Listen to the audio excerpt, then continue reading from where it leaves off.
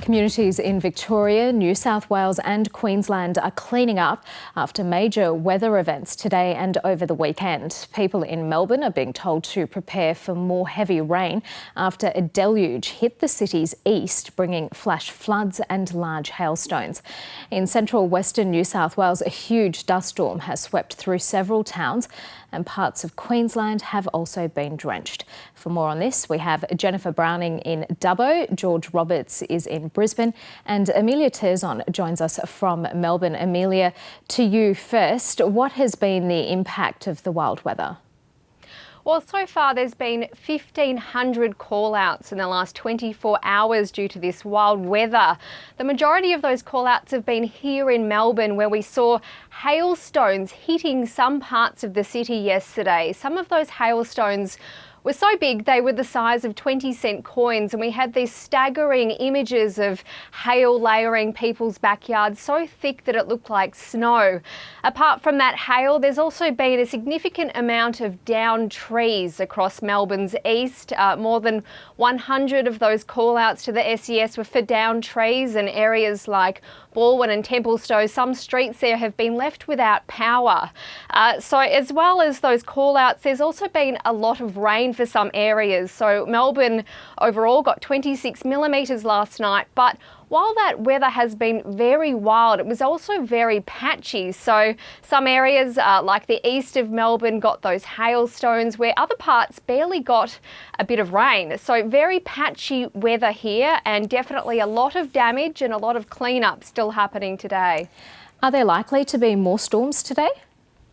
Well, there is currently a severe weather warning in place for at least half of Victoria, including here in Melbourne, where, again, the Bureau of Meteorology is saying people should prepare for more wild weather here today. There is even the chance that there could be some hailstones, although not as huge a chance as there was yesterday. So here people are being warned to batten down the hatches, to take down things that could move in their backyards and prepare for that weather. But again, like we saw yesterday, this weather could be very patchy again. Some parts could be hit with more large deluges of rain, where other parts could just miss out entirely. There is also the possibility that this wild weather could hit the fire zones in the east of Victoria. Some parts have already received quite a downing of rain, but while that could be good news for the fire front, some areas could even get flash flooding, which could make fighting those fires more difficult. So a lot of areas will be on high alert here today in Victoria. Let's go to Dubbo in central west New South Wales now for more on the dust storm. Reporter Jennifer Browning joins us. Jennifer, it still looks quite dusty and windy there now. What happened?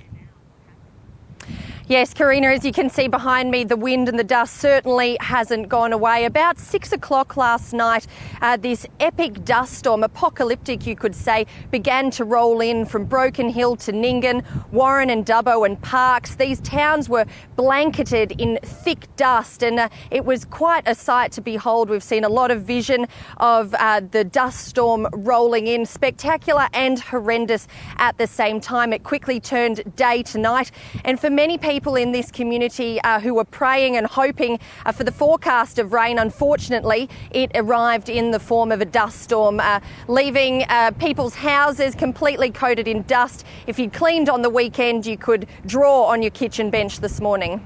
Yeah, you said spectacular but horrendous. Just how bad was it? Yeah, it was pretty horrible. I was out in the middle of it as was happening. As you can see, it's blowing up behind me right now. My cameraman desperately trying to hold on to the tripod. But last night, as you drove along it, it was something out of a movie like Twister or Dorothy. We'd taken the dog out for a run and watched it roll in and managed to just get home in time before it hit. But as I said, it turned day to night very quickly, a thick orange haze, and it left about a half centimetre of dust on your veranda, and we've even taken to blower-vacuuming the kitchen out now. It's that bad. Yeah, I've been following you on social media and some of the videos that you've been posting from other locals as well. They're just incredible pictures. What have other locals been telling you about their experience and whether they've seen any damage? Well, there has been a few calls made to the SES here in Dubbo, 3 overnight, and a local school in Dubbo has also been damaged with a roof going off a building and some playground equipment. A lot of people have said this is very rare, especially in Dubbo. We know there's dust storms regularly out in Broken Hill and that, but we've had about 6 of these in the past fortnight, and one lady was speaking to us this morning who said she'd counted about 2 of this magnitude in the past 2 decades, and as I said, we've had more than a handful over the past couple of weeks. So everyone is just praying for rain. A lot of disappointed people, as I said. Wonderful to see those beautiful images of some farmers in the state receiving that much needed rain. But unfortunately, the forecast for this area of the Central West went from rain to dust very quickly. Okay, let's go to Queensland now, where parts of that state have received a drenching over the weekend, and there is the potential for more rain this week, particularly in central and northern areas. For more, I'm joined by George Roberts in Brisbane. George, where is the rain and how much has fallen? Well, Karina, we've seen massive downpours in the southeast towards the end of last week and over the weekend.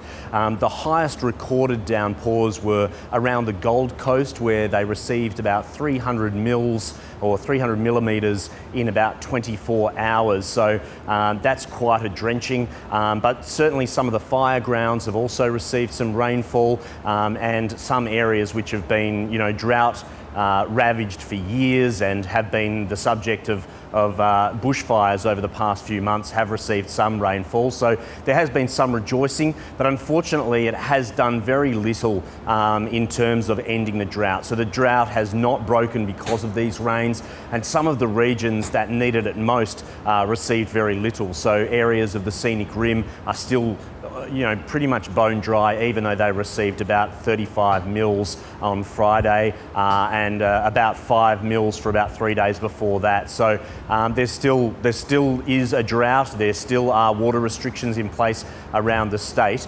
and it's hoped that some of the rain forecast might sort of improve the situation. Yeah, some areas have been drought affected for so many years, and places like Stanthorpe are trucking in water. Has this rain helped places like Stanthorpe at all? It has helped Stanthorpe, and the dam supplies in Stanthorpe have increased more than other areas of the state. Overall, SEQ Water, which as the name suggests is the authority for delivering most of the water from the dams and catchments around the southeast of the state, say that there's only been an increase of 0.9% in their overall supply. So that gives you an example of even though there were big downpours in some areas, it hasn't done much to fill dams overall. Stanthorpe has done better than most, but they'll still need to be on water restrictions, and they still will need to truck in water. So much more rain is needed. These downpours, as SEQ Water said, were largely soaked up by the ground, because the drought has made that ground so dry, so parched, and the ground has soaked it up rather than them flowing into the catchment. Yeah, you said much more rain is needed, so what's the forecast for the coming days? Well, there is a forecast for more rain throughout the week, as you said, in the north and central parts of the state.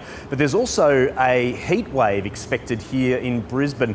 And to meet the criteria of a heat wave, that means that there needs to be high temperatures for at least 3 days and unrelenting through the night. So no relief in temperatures, or very little relief in the temperatures coming down overnight for at least 3 days. So this week expected to be very hot in Brisbane, and that just sort of adds to this kind of crazy weather situation that we've got here, where we've seen bushfires, drought, drenchings, heat waves, all within the space of days and weeks. Yeah, it's all happening there. George Roberts in Brisbane, Jennifer Browning in Dubbo, and Amelia Terzon in Melbourne. Thank you all for joining us.